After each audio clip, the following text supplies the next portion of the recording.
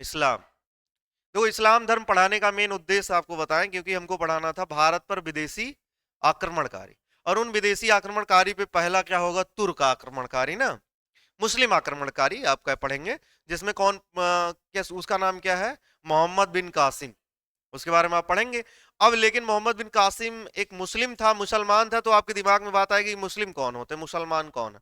तो मुस्लिम कौन है, मुसलमान कौन है, इस्लाम क्या है, इस्लाम धर्म को मानने वाले लोग मुसलमान हैं, तो फिर इस्लाम क्या है? तो इसी के बारे में बताना पड़ जाता है कि इस्लाम क्या है। तो इस्लाम एक धर्म है।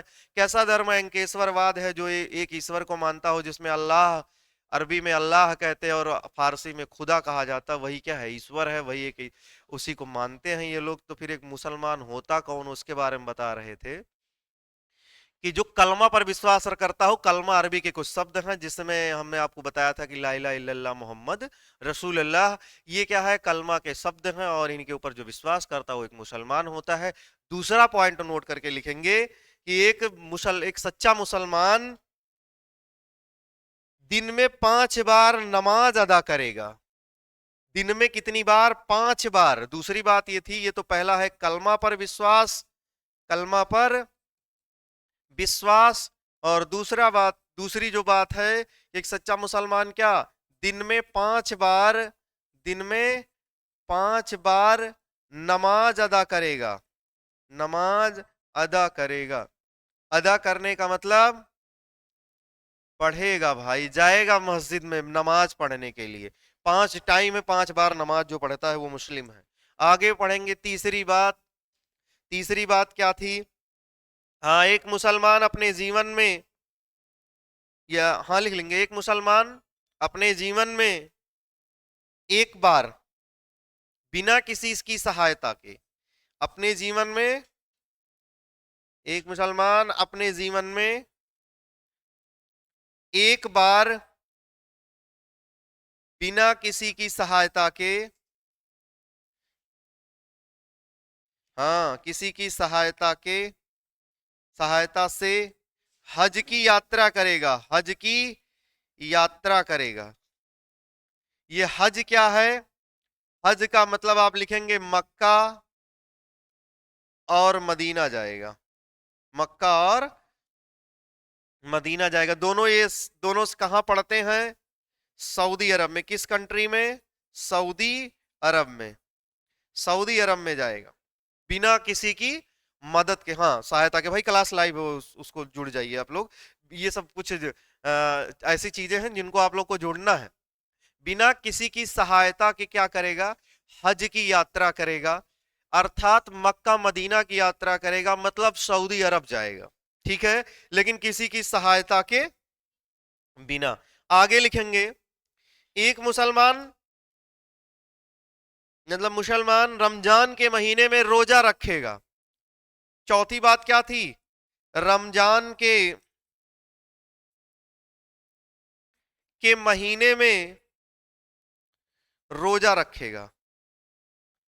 रोजा रखेगा। रोजा क्या होता है? रोजा मतलब क्या है भाई? व्रत। ठीक है ना? क्या है?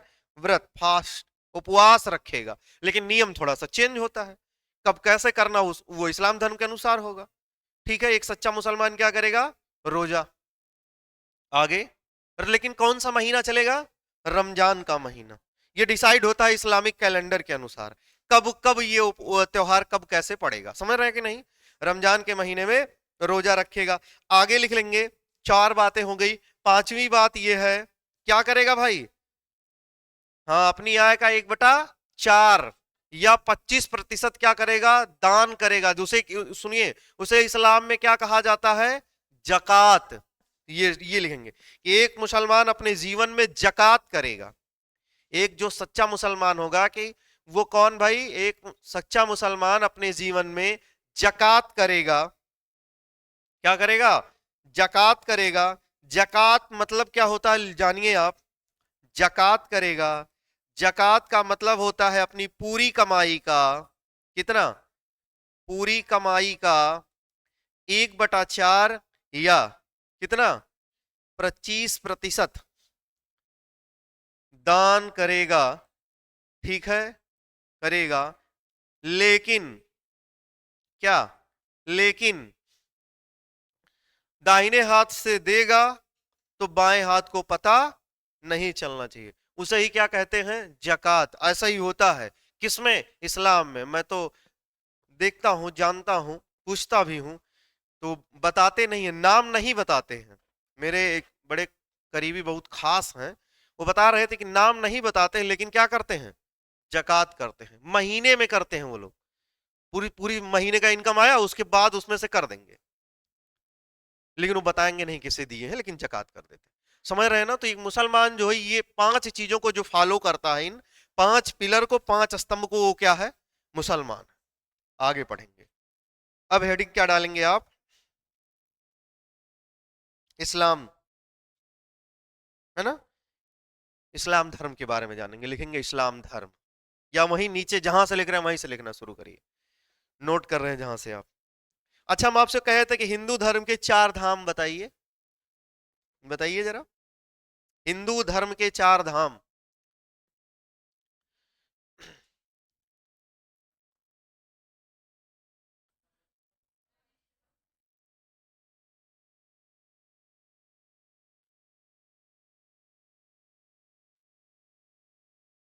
हिंदू धर्म के 4 धाम।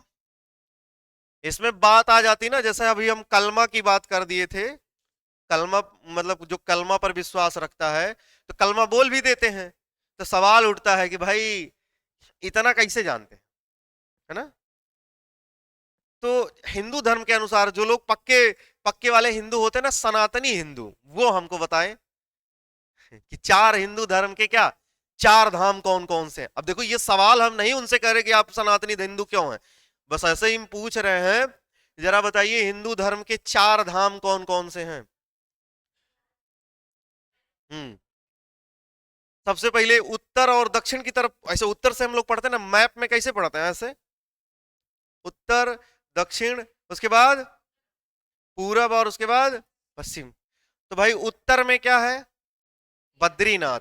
उत्तर में क्या है? बद्रीनाथ। तो पहला धाम क्या हुआ? पहला धाम, पहला जो धाम है वो उत्तर दिशा में है। उत्तर में कौन है? बद्रीनाथ। ये कहां पड़ता है? उत्तराखंड में। उत्तराखंड में, ठीक। दूसरा धाम दक्षिण में कहां पड़ेगा? दक्षिण में रामेश्वरम। ये कहां है? तमिलनाडु में, ठीक, तमिलनाडु में। तीसरा पूरब में, पूरब में जगन्नाथ पुरी। ये कहां पड़ता है? उड़ीसा में। मतलब भगवान जगन्नाथ की जो है, जहां स्थान है, मूर्ति है, वो कहां है? उड़ीसा में है, वो पुरी में है, ठीक। पश्चिम में क्या है? चौथा क्या है पश्चिम में? पश्चिम में कहां? द्वारिकाधीश ना, द्वारिका, केवल द्वारिका है, हाँ, द्वारिका। ये कहां है? गुजरात में। किसका यहाँ द्वारिका में किसका मंदिर है भाई? भगवान श्री कृष्ण का। तो ये हिंदू धर्म के क्या है? 4 धाम है। से हम लोग कहते हैं ना, अब देखो 4 धाम हमारे, इनके 5 पिलर हमारे, 4 धाम। होता है कि हिंदू धर्म के अनुसार कहते हैं ना कि 4 धाम की यात्रा पे गए हैं, जैसे दादाजी हैं, नाना जी हैं, जो एक उम्र के बाद लोग कहते हैं ना कि 4 धाम की यात्रा में, वास्तव में 4 धाम की यात्रा ये है। समझ रहे हैं ना? चारों 4 दिशाओं में है। आप सोचिए, उत्तर दक्षिण पूर्व पश्चिम, चारों 4 दिशाओं में। वैसे क्या होता है कि गया जगन्नाथ, लोग कहते हैं गया और जगन्नाथ जी की यात्रा पे गए हैं, तो गया कहाँ है? बिहार में। जगन्नाथ जी कहाँ है? वहीं तक ये क्या हो जाता है, यात्रा पूरी हो जाती है। कोलकाता चले जाते, पश्चिम बंगाल वगैरह वगैरह, ऐसे करके वो यात्रा समाप्त हो जाती है, उड़ीसा के पास से लौट आते हैं। जबकि कहाँ जाना चाहिए? रामेश्वरम तक। बद्रीनाथ, रामेश्वरम और द्वारका, यहां जाना चाहिए। फिलहाल कोई सवाल नहीं है। धन्यवाद। केवल एक जगह जाते हैं, हाँ चारों धाम कहते, लेकिन जाते कहाँ हैं एक। चलिए हेडिंग डालेंगे, इस्लाम में, इस्लाम धर्म के बारे में जानेंगे। लिखेंगे भाई, आप सब पढ़ा चुके हैं, लिखेंगे इस्लाम धर्म की स्थापना हजरत मोहम्मद साहब, इस्लाम धर्म की स्थापना हजरत मोहम्मद साहब के द्वारा की गई। किसकी? इस्लाम धर्म की। इस्लाम धर्म की स्थापना किसके द्वारा की गई है?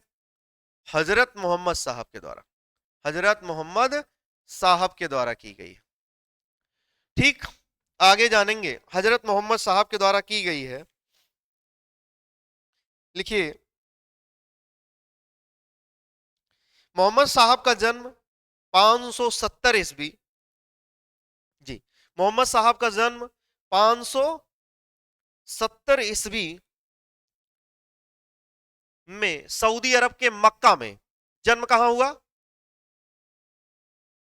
570 ईस्वी सऊदी अरब के किस शहर में? सऊदी अरब के मक्का में हुआ। लिखेंगे मक्का में हुआ।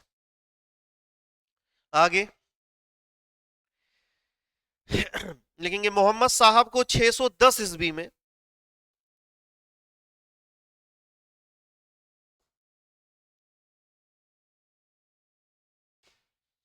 610 ईस्वी में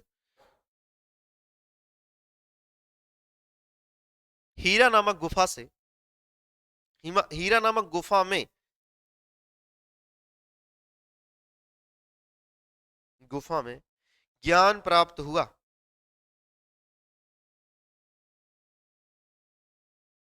हम्म, कब भैया? ज्ञान प्राप्त हुआ। आगे लिखेंगे इस्लाम धर्म का उदय 7वीं शताब्दी में हुआ था। कब हुआ था? 7वीं शताब्दी में हुआ था। इस्लाम धर्म का उदय 7वीं शताब्दी में हुआ था।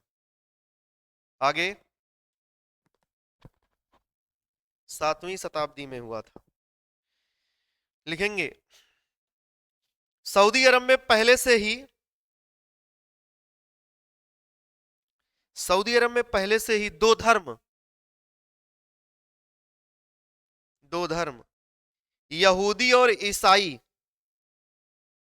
यहूदी और ईसाई चल रहे थे।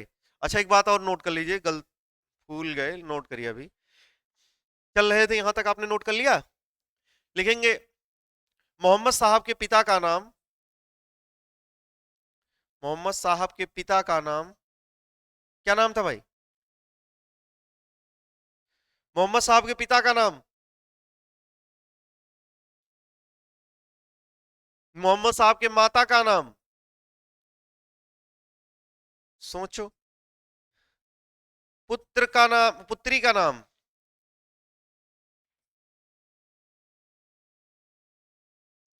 दामाद का नाम।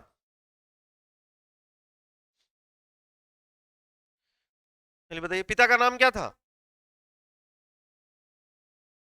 अभी उस दिन, जिस दिन क्या, अभी इससे पहले वाली क्लास हुई थी, बाकायदे उसमें हम बताए थे। केवल एक नाम जान रहे हैं क्या? अली को बस। पुत्री हजरत मोहम्मद साहब के माता पिता का क्या नाम था? लिखिए, पिता का नाम,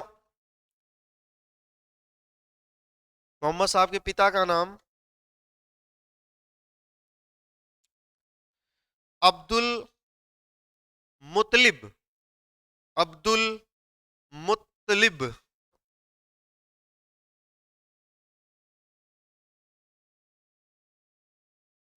मुतलिब था। माता का नाम लिखेंगे अमीना वहाब, अमीना वहाब था। पुत्री का नाम लिखिए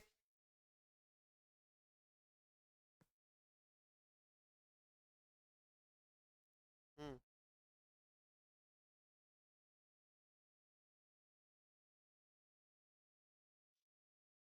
हजरत मोहम्मद साहब की पुत्री का नाम लिखेंगे, दो बेटियां थी ना, पहली पुत्री का नाम लिखिए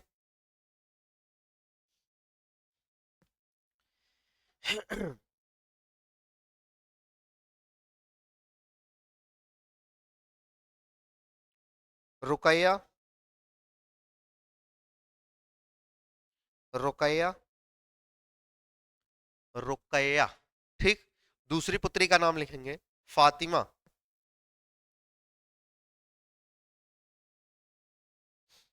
फातिमा। ठीक। पत्नी का नाम क्या था? लिखेंगे मोहम्मद साहब की पत्नी का नाम खदीजा ना। क्या नाम था भाई? खदीजा थी। हजरत खदीजा, ये इनकी कौन थी? पत्नी। अब आप लिखेंगे क्या कि भाई ये इतनी बात हो गई, पुत्री का नाम हो गया, दामाद का नाम अली, भाई लिख लीजिए। हाँ, रुकैया, और कौन थी? फातिमा। पत्नी कौन थी? खदीजा। अभी नोट कर रहे थे कि वहां मक्का में क्या चल रहा था पहले से? दो धर्म। दो धर्म कौन था? एक यहूदी था, यहूदी, और दूसरा क्या था? ईसाई धर्म। और उसी में हजरत मोहम्मद साहब के द्वारा एक और धर्म शुरू हो गया चलना। क्या? बस लोगों को विरोध, यही दोनों लोग क्या करने लगे? विरोध करने लगे। किसका? इस्लाम धर्म का। नोट करेंगे, नोट करेंगे भाई इसमें, इन्हीं दोनों धर्मों के द्वारा, इन्हीं दोनों धर्मों के द्वारा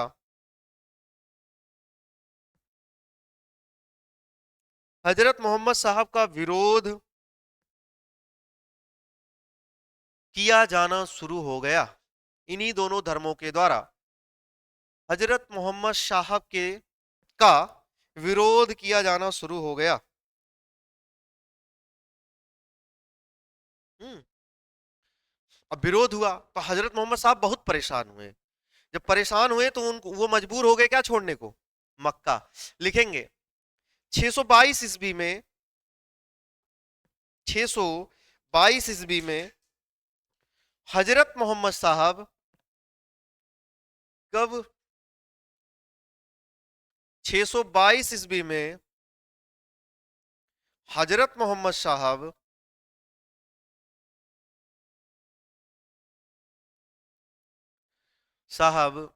मक्का छोड़कर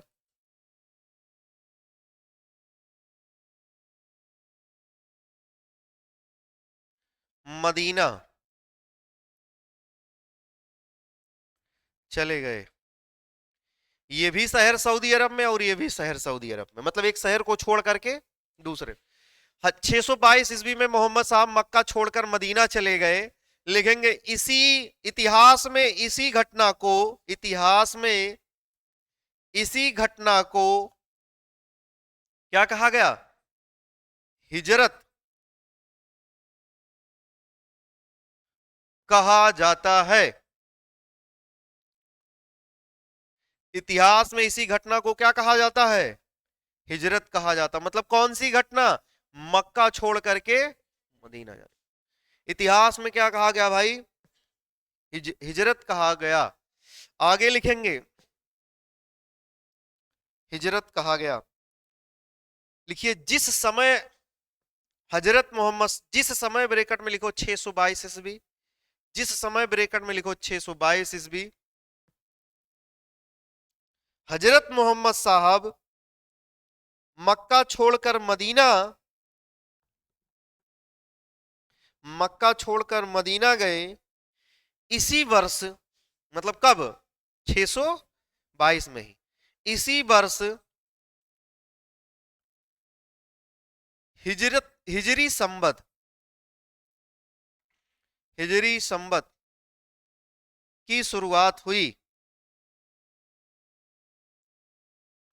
की शुरुआत हुई। अब हिजरी संबत का मतलब क्या हुआ? Islamic calendar. समझ रहे ना? हिजरी संबत या इस्लामिक कैलेंडर की शुरुआत हुई, हिजरी संबत की शुरुआत हुई, अर्थात इस्लामिक कैलेंडर की शुरुआत हुई। बात समझ गए? अर्थात किसकी? Islamic calendar. कैसा कैलेंडर? Islamic calendar. कैलेंडर की शुरुआत हुई। कब शुरू हुआ इस्लामिक कैलेंडर? 622 में। ये क्या है 622 में? क्योंकि मक्का छोड़ करके कहां गए? मदीना। ठीक है ना। आगे लिखेंगे। अब ये बात तो हो गई। लिखेंगे हजरत मोहम्मद साहब की मृत्यु, हजरत मोहम्मद साहब की मृत्यु 632 ईस्वी में, 632 ईस्वी में कहा? मदीना में हो गई।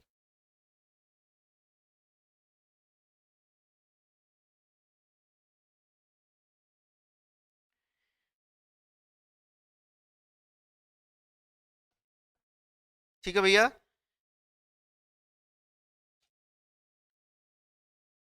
तो क्या बात हुई भाई? मृत्यु हो गई। अब इनको लेकर के क्या हुआ? इनकी मृत्यु के बाद इस्लाम धर्म दो समुदाय में, एक शिया और दूसरा सुन्नी हो गया। आप लिखेंगे मृत्यु हो गई।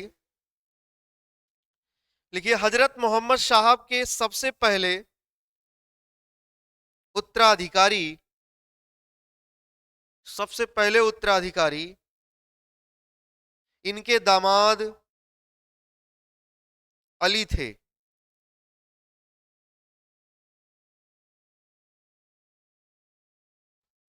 अली थे, लेकिन इनके दूसरे शिष्य अबू बकर को बनाया गया।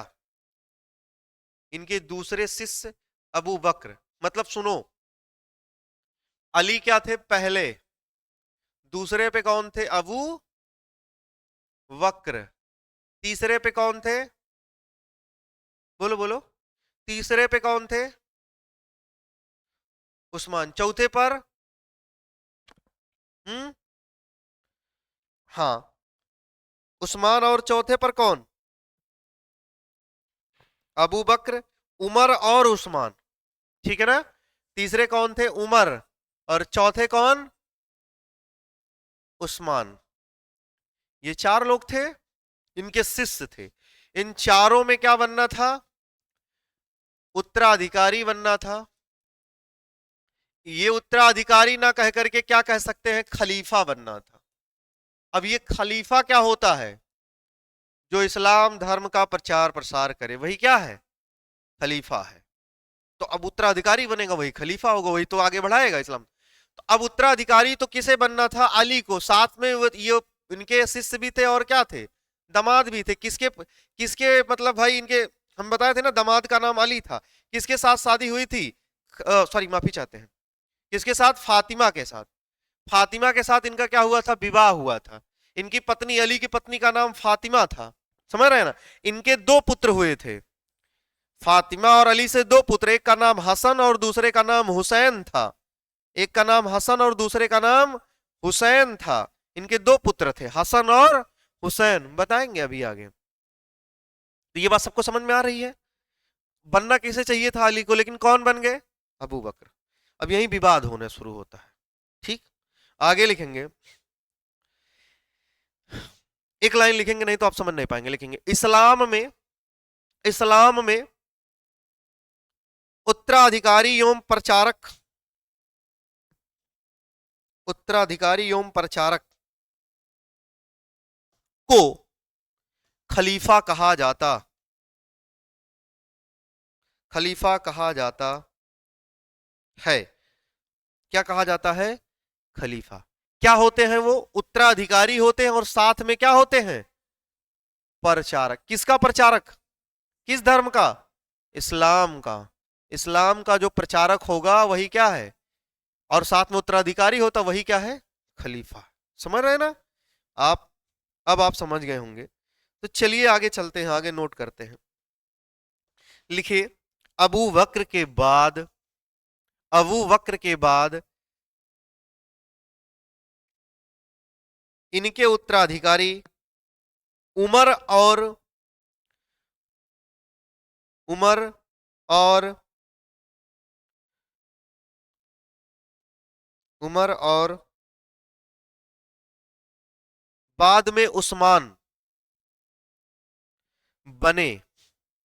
इनके उत्तराधिकारी उमर और बाद में उस्मान बने। चौथे नंबर पर, चौथे नंबर पर या चौथे स्थान पर अली खलीफा बने। बात समझ रहे हैं? पहले पर मतलब मरने के बाद पहले कौन बन गए? अबू बकर। उसके बाद फिर उमर बने और उसके बाद में उस्मान बने। फिर चौथा नंबर किसका आया? अली का। जिनका पहला होना चाहिए था उनका क्या आया? चौथा। तो चौथे नंबर पर कौन बने? चौथे स्थान पे कौन बने? अली उत्तराधिकारी बने। आगे नोट करेंगे। अब जब ये उत्तराधिकारी बने या खलीफा बने, इसी समय क्या हुआ? विवाद। तो और जब विवाद हुआ तो यहीं से इस्लाम धर्म क्या हो गया? दो भागों में टूट गया। लिखेंगे जब अली उत्तराधिकारी बने,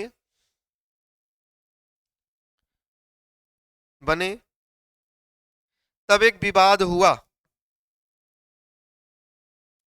तब एक विवाद हुआ।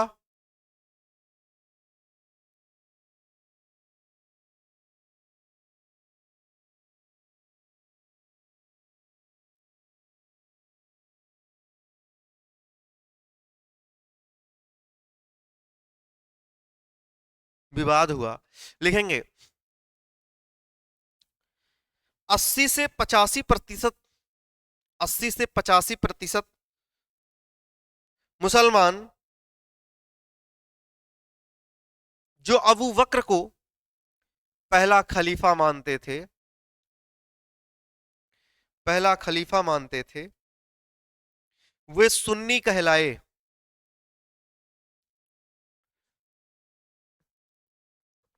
80 से 85% जो मुसलमान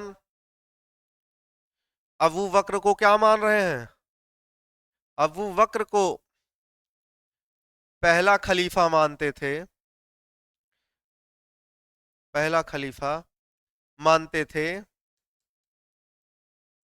क्या कहलाए वे लोग? सिया। क्या कहलाए भाई? सिया कहलाए, नहीं माफी चाहते हैं, सुन्नी कहलाए। माफी चाहते हैं भाई, यही तो गड़बड़ है। वो क्या कहलाए? सुन्नी कहलाए। लिखेंगे तथा 15 से 20% मुसलमान जो अली को पहला खलीफा मानते थे, अली को पहला खलीफा मानते थे,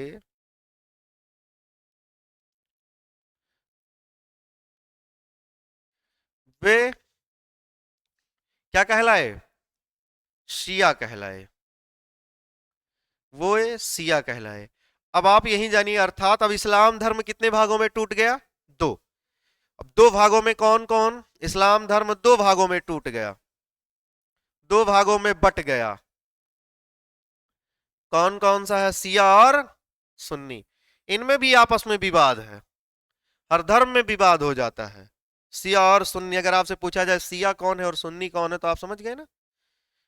आप केवल इतना जानते थे कि इस्लाम धर्म बाद में हजरत मोहम्मद साहब के मारने के बाद दो भागों में टूट गया, सिया और सुन्नी। सिया कौन है, सुन्नी कौन है, ये पद को लेकर के मामला फंस गया, यहाँ खलीफा को बनने को लेकर के मामला फंस गया।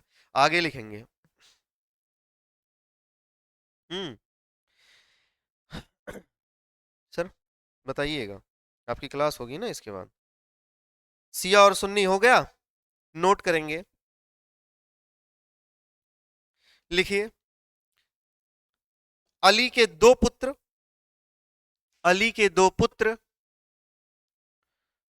हसन और हुसैन थे, हसन और हुसैन थे।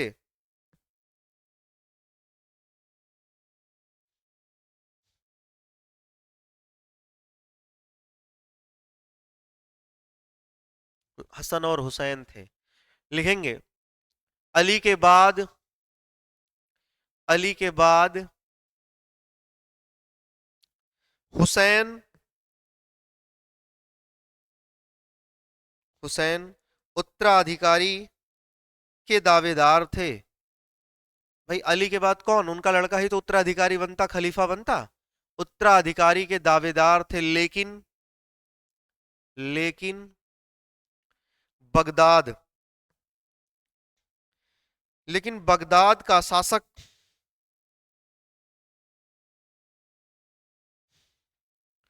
लेकिन बगदाद का शासक यह नहीं चाहता था कि हुसैन खलीफा बने, नहीं चाहता था कि हुसैन खलीफा बने।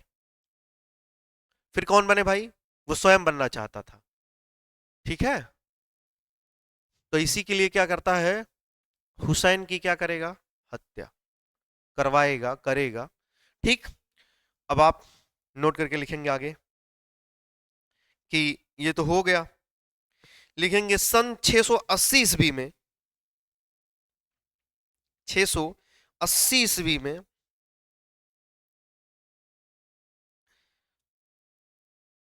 करबला के मैदान में एक युद्ध लड़ा गया। करबला के मैदान में, करबला, कहां, करबला, करबला के मैदान में एक युद्ध लड़ा गया जिसमें बगदाद के शासक द्वारा हुसैन की हत्या कर दी गई। करबला के मैदान में एक युद्ध लड़ा गया जिसमें बगदाद के शासक, ये बगदाद कहां है जानते हैं? हाँ, ईरान इराक वाला क्षेत्र ही क्या था, बगदाद।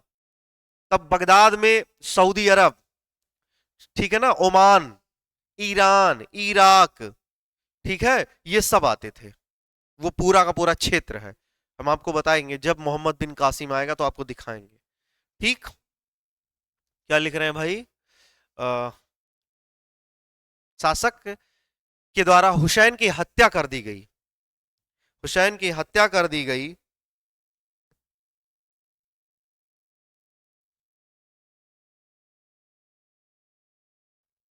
हम्म, इसी बात को लेकर, इसी बात को लेकर सिया भड़क, सॉरी, इसी बात को लेकर सुन्नी भड़क गए, सुन्नी भड़क गए और और सारा श्रेय भड़क गए और हुसैन का, सॉरी, और इसका सारा श्रेय, श्रेय का या जिम्मेदार आप कह लीजिए, इसका इसकी सारी जिम्मेदारी, ऐसे लिखेंगे, इसकी सारी जिम्मेदारी सिया को, सिया को, इसकी सारी जिम्मेदारी सिया को ठहराई। जिम्मेदारी किसकी ठहराई भाई? सिया को ठहराई, कि सिया लोग ने ही बगदाद के शासक के पास किसे भेजा था? हुसैन को। ये कौन कह रहे हैं? सुन्नी। नहीं तो किसकी मृत्यु ना होती? हुसैन के। आप लिखेंगे हुसैन की मृत्यु के शोक में, हुसैन के मृत्यु के शोक में सिया समुदाय के लोग मुहर्रम मनाते हैं। हुसैन के मृत्यु के शोक में सिया समुदाय के लोग मुहर्रम मनाते हैं। तब मुहर्रम कोई उत्सव नहीं है, फिर क्या है? शोक, गम, गम का उत्सव है, गम का ये प्रतीक है मुहर्रम। किसकी याद में? हुसैन की याद में। हुसैन कौन थे? अली के बेटे थे। अली कौन थे? हजरत मोहम्मद साहब के दामाद थे और उनके पहले क्या थे? शिष्य थे। समझ गए ना? उनकी मृत्यु हो गई। अब देखो, भले दोनों के दोनों अलग थे, लेकिन हुसैन को सुन्नी भी मानते थे और सिया भी मानते थे। अब जब हुसैन के, भाई अली के ही तो पुत्र थे, अली भी तो खलीफा ही थे, लेकिन ये लोग नहीं मानते थे, उनको पहला नहीं मानते। क्या खलीफा नहीं मानते थे? मानते थे। जो धर्म का प्रचार कर रहा है उसको मानते थे, लेकिन पहला खलीफा नहीं मानते थे। अब सुन्नी लोगों ने सिया पर इल्जाम लगा दिया। अब आप कभी आपने देखा हो मुहर्रम का त्योहार, जब कभी सिया समुदाय के लोग मनाते हैं, जब वो मनाते हैं तो देखिए अपने शरीर से क्या, उनके शरीर से खून भी निकलता रहता है। अपने आप को वो क्या करते हैं? प्रताड़ित करते हैं। अपने हाथों में क्या रखते हैं? छोटे छोटे ब्लेड, चाकू जैसे होते हैं, वो अपने सीने पर पटकते हैं, उसको शरीर पर मारते हैं और कहते हैं, उनके मुंह से एक आवाज निकलता है, बड़े बड़े नगाड़े बजाए जाते हैं, ढोल नगाड़े बजाए जाते हैं। उसमें वो लोग कहते हैं, ताजिया लेकर के निकलते हैं, कहते हैं या अली मैं नहीं था।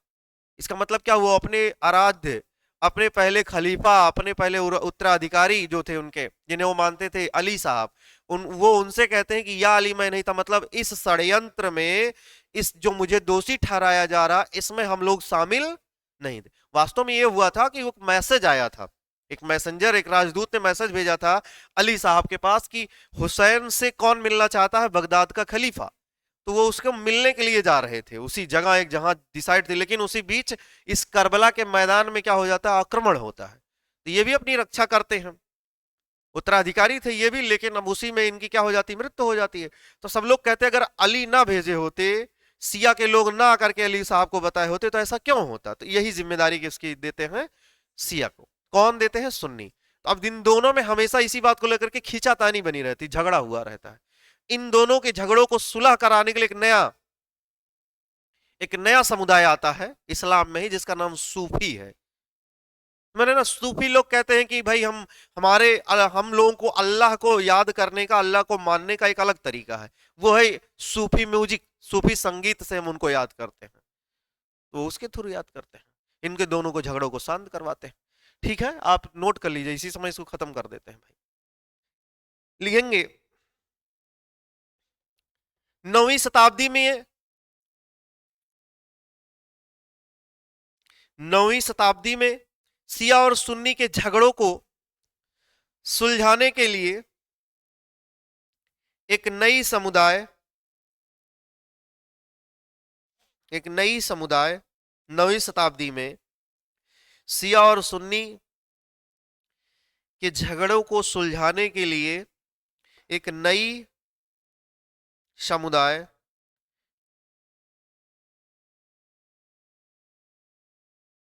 ये समुदाय बनी जिसका नाम सूफी है। नई समुदाय बनी जिसका नाम क्या है, सूफी है।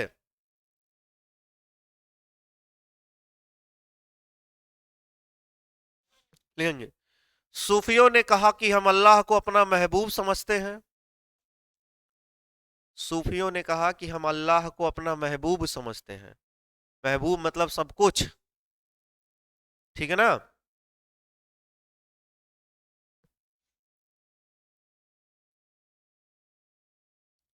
महबूब समझते हैं। अल्लाह को, अल्लाह की इबादत करने का तरीका सूफी संगीत है। अल्लाह की इबादत करने का तरीका, इबादत का मतलब क्या होता है, याद करना, प्रार्थना करना, याद करना, प्रार्थना करना, पूजा करना, ठीक है ना। अल्लाह की इबादत का तरीका, ये सब शब्द कैसे सुन रहे हो, इबादत है, इबादत कैसा है, अरबी शब्द है ना ये सब। इबादत करने का तरीका सूफी संगीत है, ठीक, सूफी संगीत है। आगे लिखेंगे नई लाइन से, यहीं से दो उद्देश्य लेकर, यहीं से दो उद्देश्य लेकर मुसलमानों का भारत में आगमन होता है। मुसलमानों का भारत में आगमन होता है। पहला, इस्लाम धर्म का प्रचार करना। दूसरा, सोना लूटना। यहीं से मानों का आगमन होता है, भारत में आगमन होता है। पहला उद्देश्य, दो उद्देश्य लेकर के आए ना, भारत में मुसलमानों का आगमन होता है। पहला, इस्लाम धर्म का प्रचार करना। दूसरा है सोना लूटना। समझ रहे हैं भैया, भैया मेरे, समझ में आ रही बात। अब आप सोच रहे होंगे कि भारत में मुस्लिम रहने लगे, तो भाई शुरुआत कब हुई, ये वास्तव में धर्म कहां, मक्का और मदीना में ही था, और वही क्षेत्र बगदाद, ईरान, इराक की तरफ था। उसके अलावा सऊदी अरब वही उसी में है, ये है सब टच ही है, बगदाद में ही, जो बगदाद आपको पढ़ा रहे। लेकिन अभी हुआ ये कि ये लोग कहां गए, अब भारत में आना इनका स्टार्ट हुआ। क्या कर रहे हैं, दो उद्देश्य। भाई किसी काम को करने का उद्देश्य होता है, आप तैयारी क्यों कर रहे हैं, दो उद्देश्य लिए हैं। नौकरी मिल जाएगी, मान सम्मान बढ़ेगा, इज्जत बढ़ेगी। दूसरा हो ठीक ठाक शादी ब्याह हो जाए, है ना भैया, सामाजिक व्यक्ति बन जाएंगे, समाज में आपकी लोग इज्जत करेंगे। आप कहेंगे क्या जो नौकरी नहीं पाते उनकी इज्जत नहीं होती है, भाई नजरिया अलग होता है, लोगों का देखने का नजरिया अलग हो जाता है। ठीक है, तो दो उद्देश्य लेकर के भारत आगे। पहला क्या उद्देश्य था, इस्लाम धर्म का प्रचार करना और दूसरा सोना लूटना। तो पहला हेडिंग डालेंगे, सबसे पहले हेडिंग बनाएंगे, लिखेंगे भारत में अरबों का आक्रमण। इंपॉर्टेंट बात यहीं से कल की क्लास शुरू होगी। भारत में किसका आक्रमण? अरबों का आक्रमण।